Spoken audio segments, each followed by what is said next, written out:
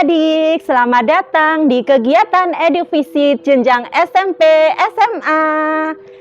Nah, adik-adik, kegiatan kali ini bertemakan tentang historical visit.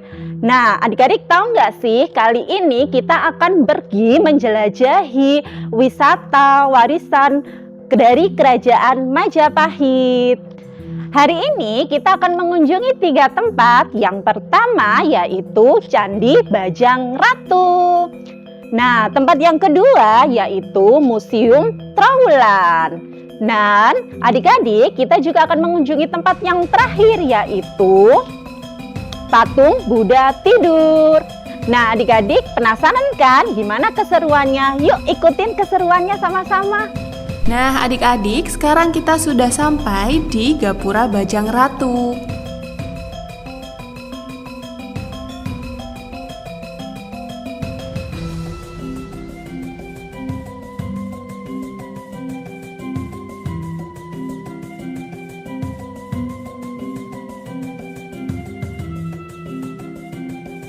Halo adik-adik, nah kali ini kita sudah sampai nih di destinasi pertama kita yaitu Candi Bajang Ratu.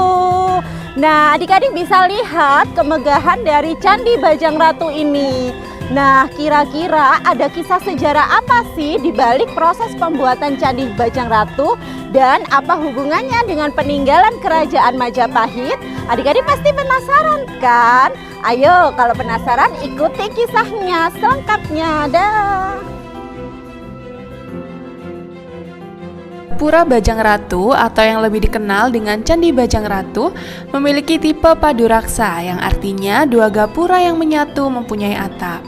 Berbeda dengan Candi Wringin Lawang yang berbentuk bentar dan terbelah menjadi 2. Candi Bajang Ratu ini terletak di Desa Temon, Kecamatan Trowulan, Kabupaten Mojokerto, di mana bahan bangunan candi terbuat dari bata merah, kecuali bangunan masuk candi terbuat dari batu andesit atau batu kali.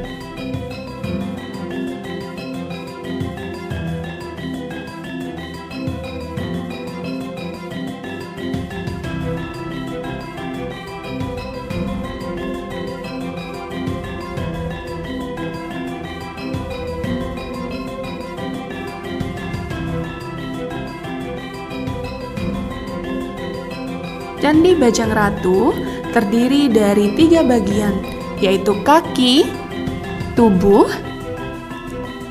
dan juga atap. Ukuran tingginya kurang lebih 16,5 meter, panjangnya 11,5 meter, lebarnya 10,5 meter, dan tinggi tangga untuk memasuki candi 1,4 meter. Di sepanjang kaki Candi Bajang Ratu terdapat relief, kecuali sudut kiri kaki candi terdapat relief Sri Tanjung, dan di bagian sayap terdapat relief Ramayana, di mana reliefnya ini berbentuk kera menginjak raksasa yang memiliki arti untuk pelepasan arwah.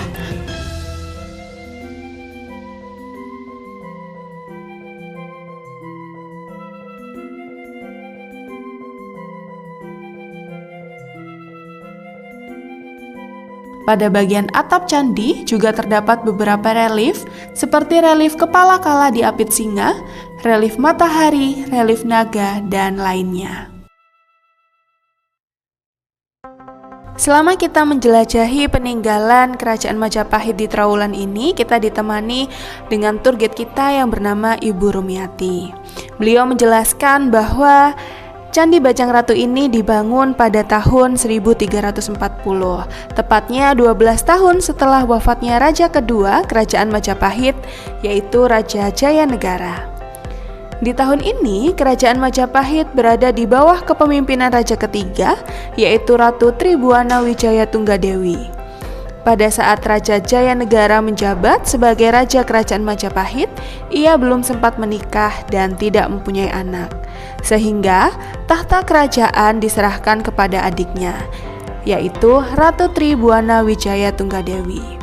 Sebagai penghormatan kepada kakaknya, Ratu Tribuana membuat sebuah candi yang diberi nama Candi Bajang Ratu. Candi Bajang Ratu berfungsi sebagai pintu masuk ke sebuah bangunan suci untuk memperingati wafatnya Raja Jayanegara. Candi Bajang Ratu berasal dari kata bajang yang berarti bujang atau kecil, ratu yang berarti raja, sehingga Bajang Ratu memiliki makna raja kecil. Karena pada saat itu Jayanegara menjadi raja ketika masih berusia sangat muda, yaitu kurang lebih 15 tahun. Nah, adik-adik, nenek moyang kita pada zaman dahulu saat membuat sebuah bangunan menggunakan 5 unsur kekuatan alam, yaitu Panca Mahabhuta, yang terdiri dari tanah, air, udara, kayu, dan juga api.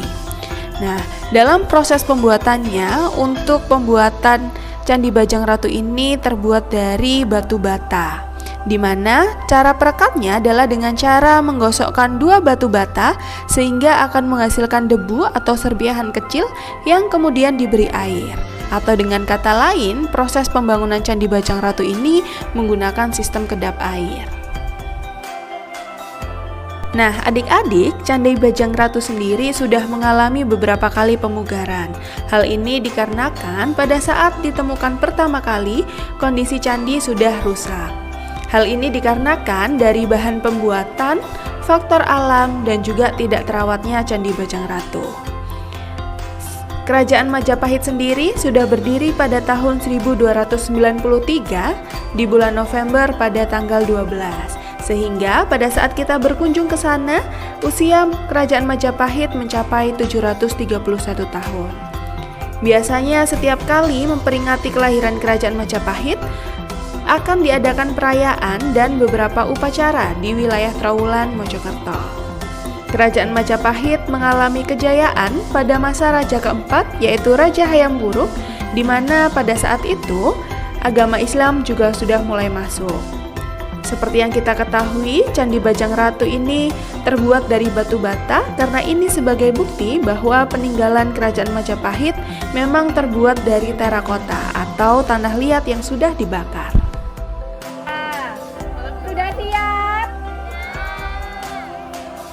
1, 2, 3. Lagi. 1, 2. Halo adik-adik, wah gimana nih perjalanannya di Candi Bajang Ratu, seru kan? Nah ternyata nih adik-adik, tahu nggak sih kalau Candi Bajang Ratu itu merupakan salah satu candi yang dibuat untuk mengenang raja kedua dari Kerajaan Majapahit, yaitu Raja Jayanegara. Nah, untuk destinasi selanjutnya kita akan berjalan-jalan ke Museum Trowulan. Nah, adik-adik penasaran kan? Pasti di dalam Museum Trowulan ini ada situs peninggalan apa saja sih? Kalau kalian penasaran, ayo segera ikutin Kak Dian ya. Ayo kita jalan-jalan ke Museum Trowulan. Adik-adik dijaga ya sikapnya, tangannya juga. Jadi jangan Nah, adik-adik, sekarang kita sudah sampai di Museum Trowulan, di mana jarak dari Museum Trowulan dan juga Candi Bajang Ratu ini adalah 5 menit. Seperti yang adik-adik lihat, sebenarnya banyak sekali destinasi-destinasi yang bisa kita kunjungi. Hanya saja karena keterbatasan waktu, jadi kita hanya bisa mengunjungi Candi Bajang Ratu dan juga Museum Trowulan.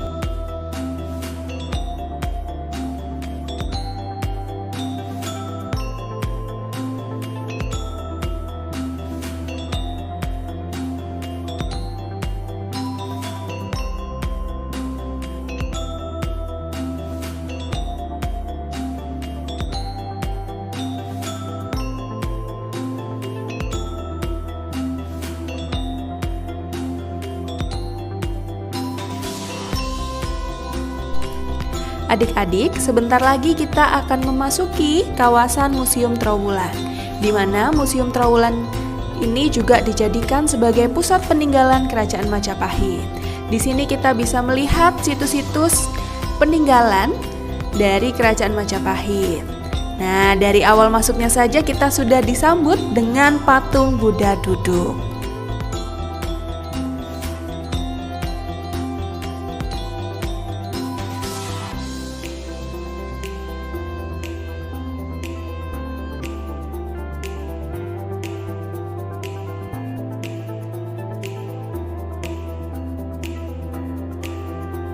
Sebelum kita berkeliling untuk melihat-lihat apa saja peninggalan Kerajaan Majapahit, kita perlu belajar bagaimana Museum Trowulan ini didirikan.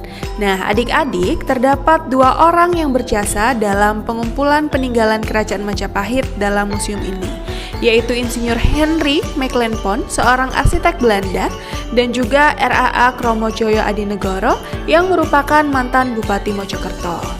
Museum Trowulan ini mulai dibangun pada tanggal 24 April 1924.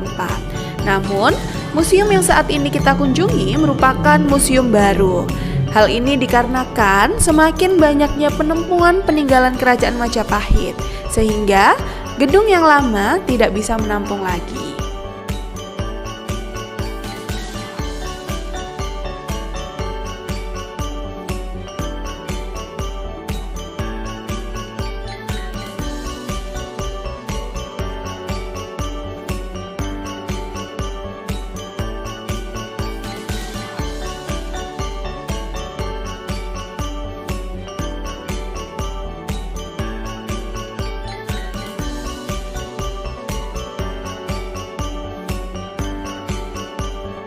Seperti yang adik-adik lihat dalam video bahwa banyak sekali persebaran situs di Trowulan ini. Beberapa benda atau peninggalan berupa bangunan yang ada di museum ini yaitu ada Candi Brau yang merupakan candi tertua dan terbesar di Trowulan. Candi Brau ini merupakan candi bercorak Buddha karena di bagian atas candi terdapat lingkaran yang diperkirakan sebagai stupa, di mana stupa ini merupakan ciri khas dari agama Buddha. Nama Candi Brau sendiri berasal dari kata Waharu atau Warahu yang artinya bangunan suci untuk agama Buddha. Di wilayah Trowulan ini terdapat kolam terbesar di Indonesia, yaitu kolam Segaran, di mana kolam Segaran ini digunakan untuk waduk sarana irigasi. Namun, menurut berita Cina, kolam Segaran ini digunakan untuk tempat menjamu para tamu dari luar negeri. Dalam penjamuan tersebut, Kerajaan Majapahit menggunakan peralatan yang terbuat dari emas. Namun, sebelum kedatangan tamu, kolam Segaran akan dipasangi jaring agar setelah penjamuan, alat-alat yang dibuang ke kolam Segaran bisa diambil kembali. Hal ini dibuktikan karena selama ini belum ditemukan alat yang terbuat dari emas di dalam kolam Segaran. Situs selanjutnya yaitu Candi Wringin Lawang yang berbentuk bentar. Nama Wringin Lawang diambil karena adanya penemuan di mana di dekat gapura terdapat sebuah pohon beringin yang berbentuk seperti lawang atau pintu. Sehingga diperkirakan Candi Wringin Lawang ini dianggap sebagai pintu gerbang menuju kota.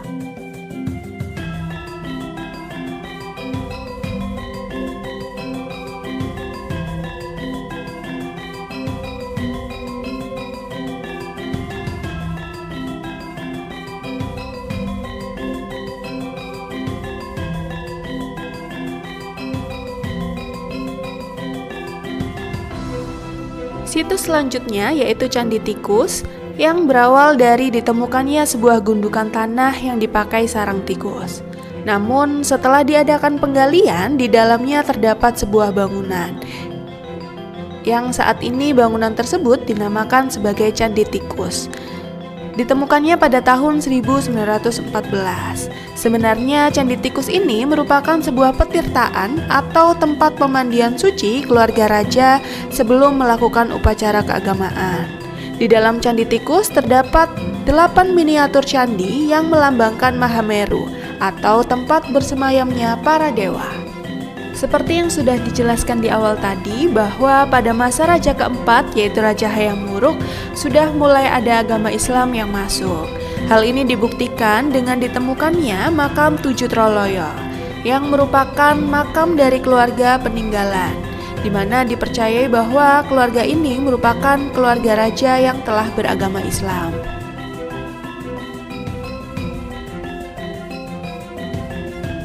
Situs berikutnya yaitu Candi Kedaton, di mana dalam Candi Kedaton ini terdapat sebuah sumur. Namun sumur tersebut sudah ditutup sampai sekarang dikarenakan pada zaman dahulu terdapat seorang yang masuk ke dalam sumur tersebut dan orang tersebut merasakan lemas. sehingga dipercaya dalam sumur tersebut terdapat sebuah upas atau racun. Sehingga saat ini sumur itu diberi nama sebagai sumur upas. Namun berbeda lagi dengan cerita rakyat yang menyebutkan bahwa sumur upas itu digunakan raja sebagai tempat persembunyian dari serangan musuh. Selain itu, dalam Museum Trowulan ini juga ditunjukkan adanya situs Sentono Rojo, di mana situs Sentono Rojo ini merupakan pemukiman warga.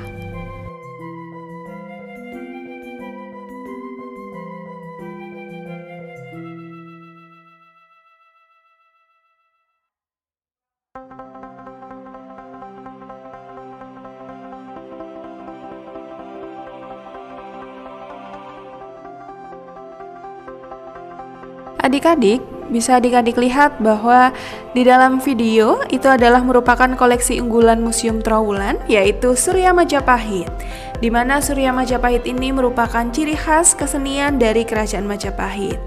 Bentuknya adalah lingkaran yang dianggap sebagai pancaran sinar matahari, dan di dalamnya terdapat relief 9 dewa penjaga mata angin. Di Museum Trowulan ini juga terdapat sebuah ruangan yang diberi nama Ruang Panji, di mana Ruang Panji ini menceritakan kisah Raden Panji yang kehilangan kekasih.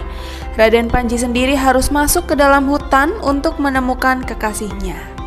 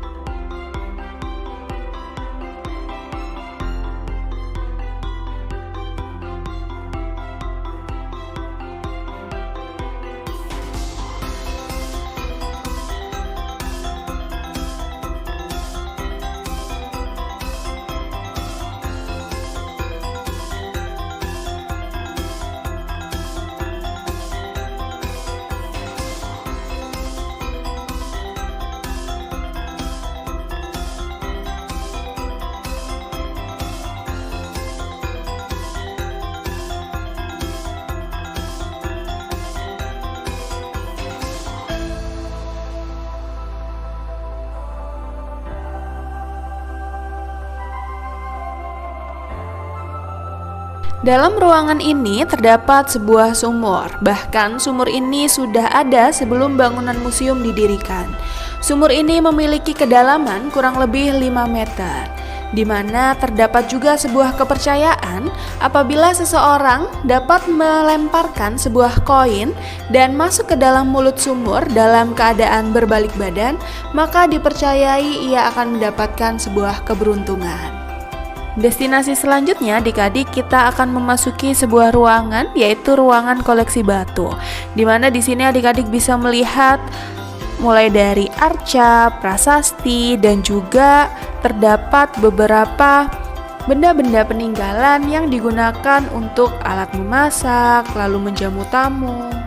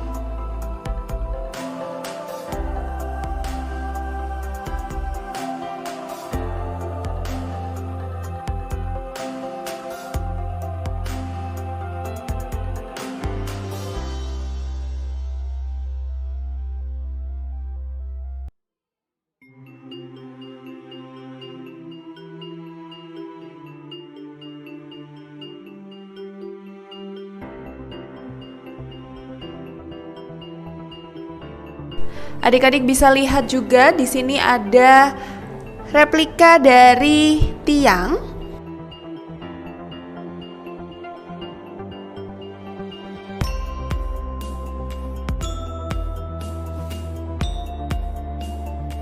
Lalu dilanjutkan dengan benda-benda yang digunakan untuk menghaluskan atau menggerus obat pada masa itu.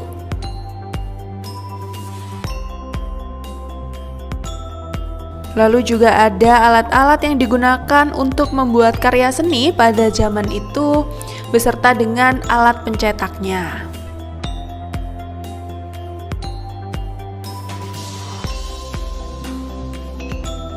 Nah, yang ini merupakan contoh hasil dari karya seni. Bentuknya macam-macam ya adik-adik ya.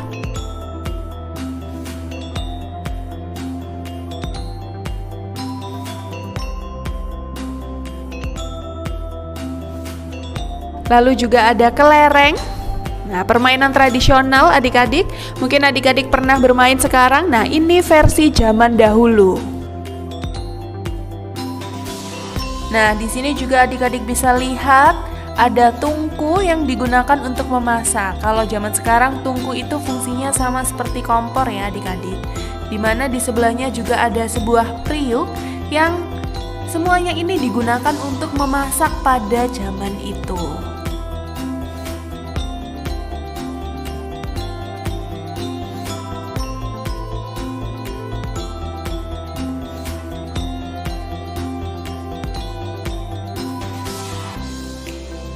Nah, ini merupakan hasil karya berupa celengan.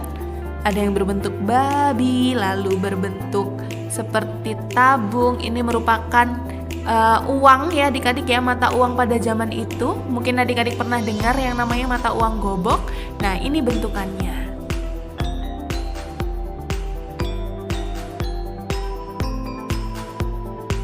Nah, ini merupakan alat-alat yang digunakan untuk menjamu tamu.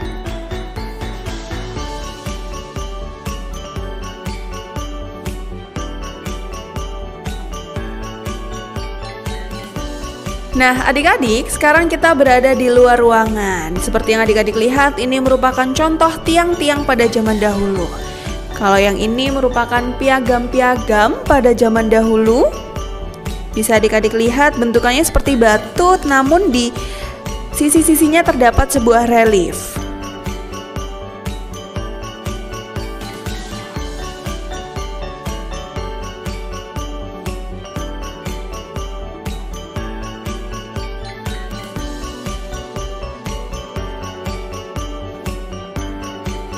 Nah, sekarang kita berada di sebuah peninggalan, bentuknya adalah rumah adik-adik. Jadi pada zaman dahulu, satu rumah itu mewakili satu ruangan. Kebetulan yang kita lihat ini merupakan tempat untuk tidur. Jadi satu rumah ini ya untuk ruang tidur saja.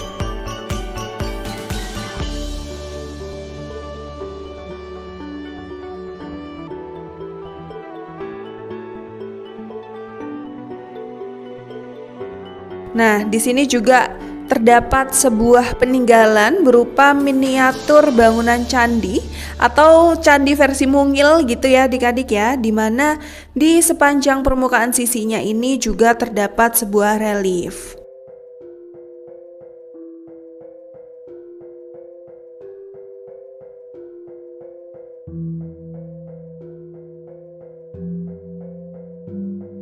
Di sini juga terdapat sebuah benda peninggalan adik-adik, di mana di dalamnya ini menggambarkan 3 tokoh, yaitu ada Dewa Wisnu, ada burung Garuda, dan yang di bagian bawah adalah ular. Nah, dari patung ini menceritakan bahwa burung Garuda ini ingin membantu ibunya atau membebaskan ibunya yang diperbudak oleh ular. Nah, untuk itu burung Garuda ini meminta bantuan kepada Dewa Wisnu. Dewa Wisnu bersedia untuk membantu asalkan burung Garuda ini mau menjadi kendaraan Dewa Wisnu. Akhirnya burung Garuda menyetujui dan Dewa Wisnu membantu burung Garuda ini dengan cara memberikan sebuah air yang disebutnya sebagai air suci untuk diberikan kepada ular. Nah, air suci ini belum sampai di ular, namun sudah jatuh terlebih dahulu atau tumpah ya di wilayah rumput ilalang. Nah, yang kita ketahui adalah rumput ilalang itu merupakan tumbuhan yang memiliki daun tajam. Nah, karena ular ini tahu bahwa air suci itu tumpah di rumput ilalang, maka ular ini berusaha untuk menjilati di rumput ilalang itu. sehingga menyebabkan ular ini lidahnya terbelah menjadi dua karena terkena goresan tajamnya rumput ilalang.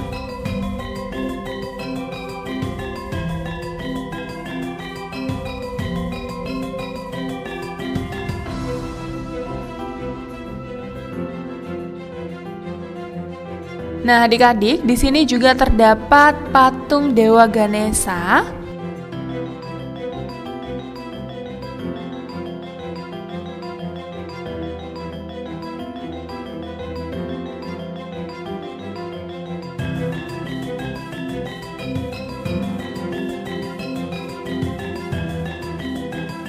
Ini adalah bentuk batu bata yang digunakan untuk membangun rumah atau bangunan.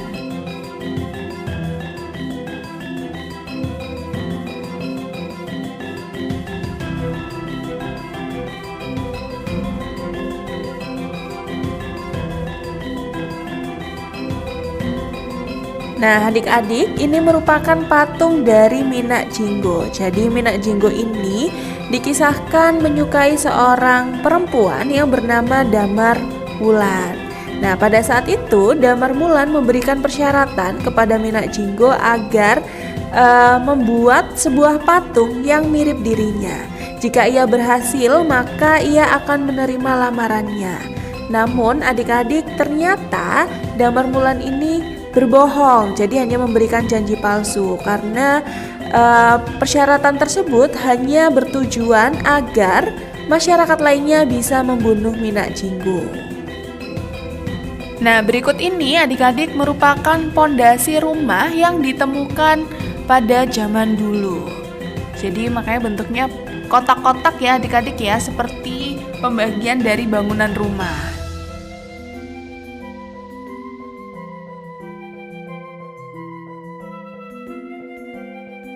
Adik-adik, berikut ini adalah gambar atau bentuk dari pohon buah maja. Seperti namanya, Majapahit ini berasal dari dua kata, yaitu maja yang berarti buah maja dan pahit. Konon katanya Raden Wijaya ini menamai kerajaannya dengan nama ini karena merasakan pahitnya pengkhianatan yang dialami pada masa lalu. 1, 2, 3. Nah, adik-adik, selanjutnya kita akan menuju ke patung Buddha tidur, di mana patung Buddha tidur ini berada di dalam Mahavihara Mojopahit.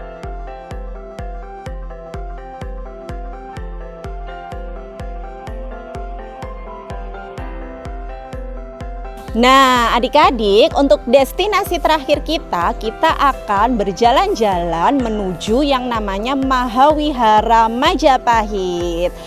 Mahavihara Majapahit ini adalah tempat untuk beribadah umat Buddha. Di sini tersimpan yang namanya Buddha tidur. Nah, mungkin adik-adik penasaran ya, Buddha tidur itu seperti apa? Yuk kita simak sama-sama penjelasannya. Ayo.